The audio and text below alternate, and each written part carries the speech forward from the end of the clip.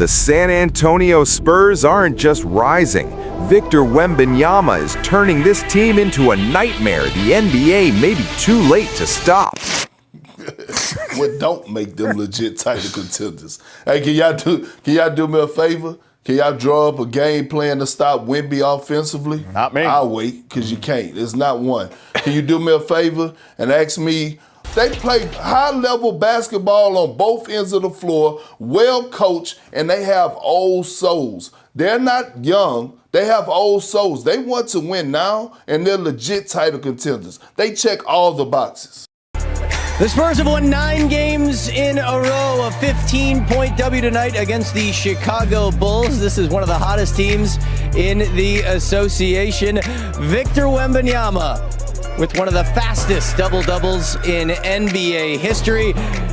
Double-doubles, he's in pretty elite company with the Spurs.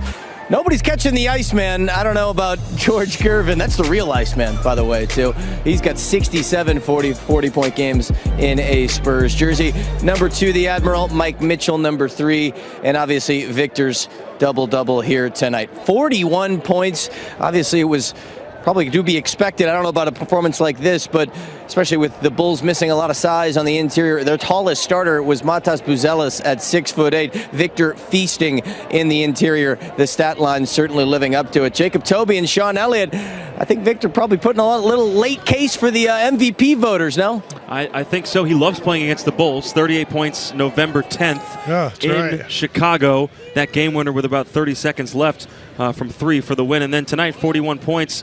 Also the fastest double-double in NBA history. 10 points, 10 rebounds in 8 minutes. You were surprised when I said that. At least as far as we know, right, in the play-by-play era, but I trust it.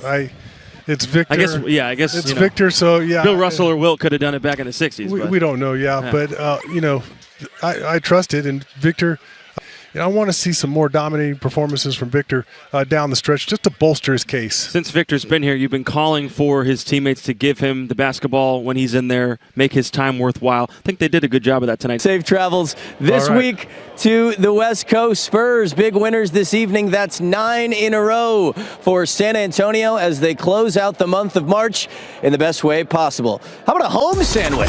3 games on the road last week. Now they're on the road for 3 more. Quick treat for the home fans.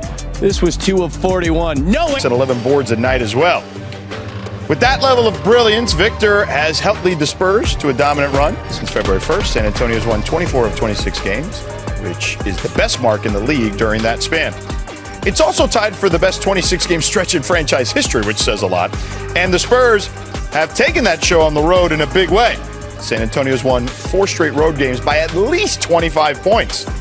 They are the first team in league history with a streak like that, and the Bucks were the latest victims on Saturday. So Wemby and company.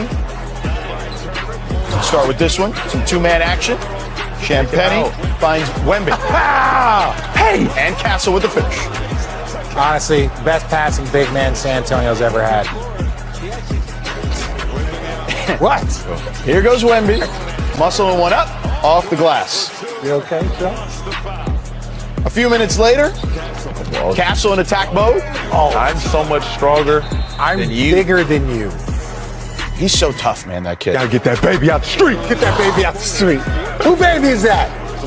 Castle finds Wemby here. The floater. Less than a minute later, Ryan Rollins drives, and Victor rejects it. Very true. They call goaltending? Keeps the ball alive. He keeps it in play. All the time. That's the old Bill Russell. Don't block it out of bounds, keep it in play. Put it above the square. And here in the fourth. Yikes. Above the backboard. Look out. You can't use the backboard. That gives him too much time. All right, with the win, the Spurs have clinched a top 2 spot in the West. There you go. And it's their first time since 2017. That year is key for the Spurs, as it was the last time they won a playoff series, making it all the way to the conference final. From last year's 34-win season to a 2 seed in the West now, Perk, what makes them legit title contenders, in your opinion? What don't make them legit title contenders? Hey, can y'all do me a favor? Can y'all draw up a game plan to stop Wemby offensively? Not me. I'll wait, because you can't. There's not one. Can you do me a favor and ask me about Stephon Castle and why he's not considered You know this, one of the best two-way players in the game. Oh, no, he definitely how he's considered it. elevated his game over the course of the season for us being a facilitator for this squad, averaging the career high in assists. Can y'all explain to me the word sacrifice that's going through that damn locker room right now? Something that the Knicks can't even do. Relax. They don't care who gets to shine every single night. It could be Keldon Johnson. It could be the kid Vassell. It could be any one of those guys night, and they don't care. From De'Aaron Fox to Dylan Harper, they play high-level basketball on both ends of the floor, well coached, and they have old souls. They're not young. They have old souls. They want to win now, and they're legit title contenders. They check all the boxes. Yeah, I really like them. I like that they have a young backcourt, but they have a backcourt that competes defensively. I love how they get up and down. A lot of their points and a lot of the things they do. My biggest takeaway is everything's in transition. Everything is free flow. Everything is fun. They always look like it's a high-level activity. Guys getting deflections, other guys shooting the gaps and making everything easy to where you can feel efficient out there and feel like, I got the confidence to take this shot. I got the confidence and the wiggle room in this game to do a little bit of this and a little bit of that. But defensively, when you talk about how many different guards they can match up with in the playoffs, it's scary. So I get it. They're not experienced, RJ. I get it.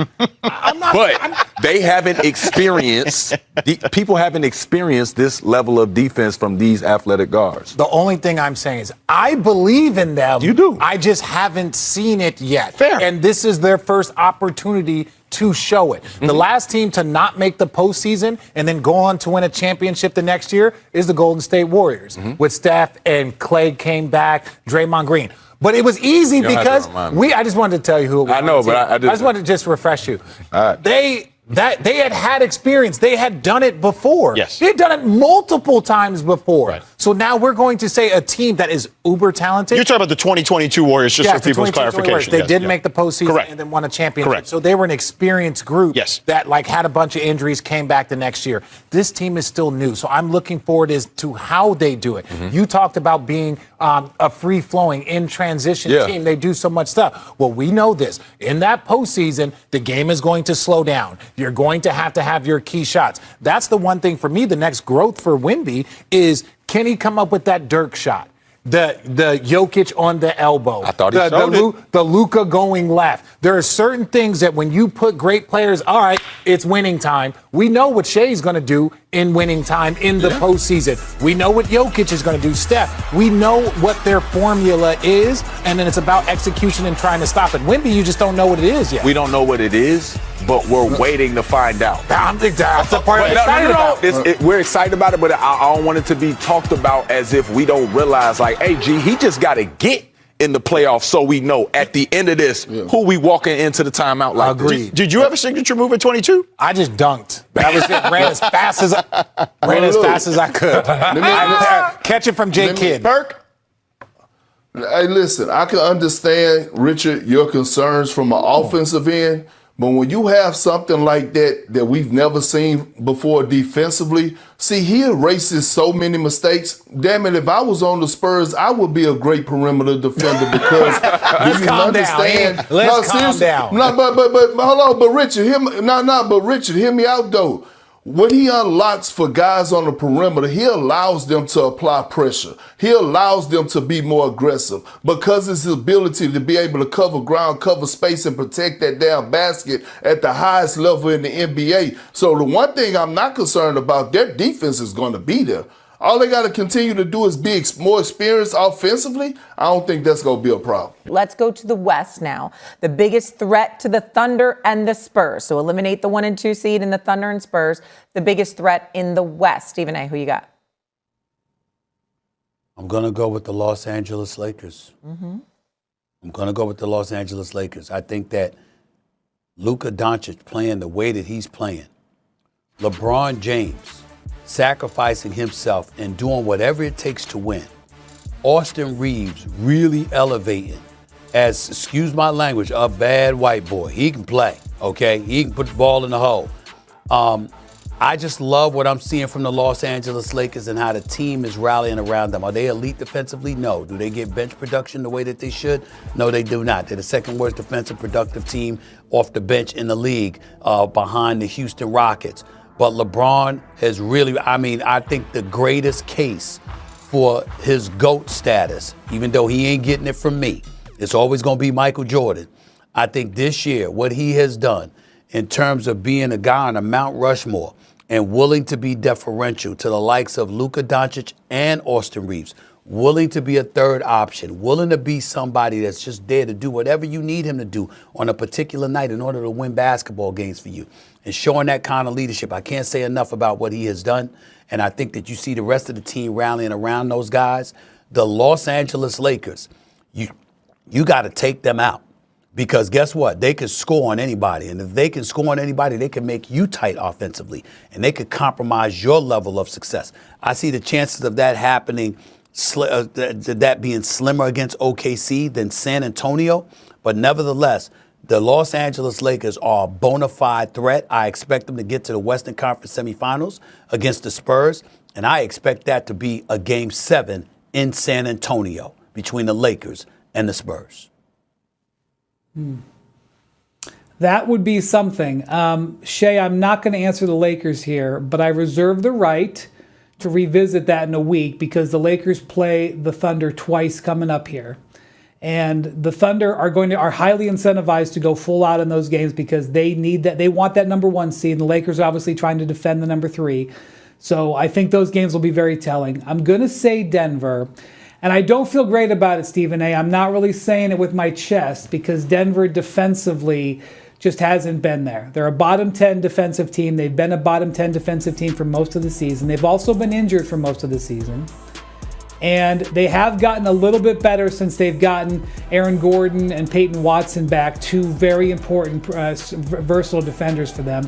If they don't get better defensively, they're not going to be able to do it, much less beat one of these teams instead of 2, which they need to get through the West. But Jokic and Murray raised their ceiling so much that I am still inclined, even though I realize I could end up with egg on my face here, I'm still inclined to say Denver as the 3rd team in the West and as the real challenger. But Luka Luka's play over the last 6 weeks has been some of the best of his career, and I can't ignore that, but man, Jokic is so hard to deal with in a series. So I'm saying Denver. I reserve the right to change. Okay, that's fair. Such a drop-off in the West. 8 games separate the 2 and 3 seeds, and that would be the Spurs and the Lakers right now. The East just feels much more close.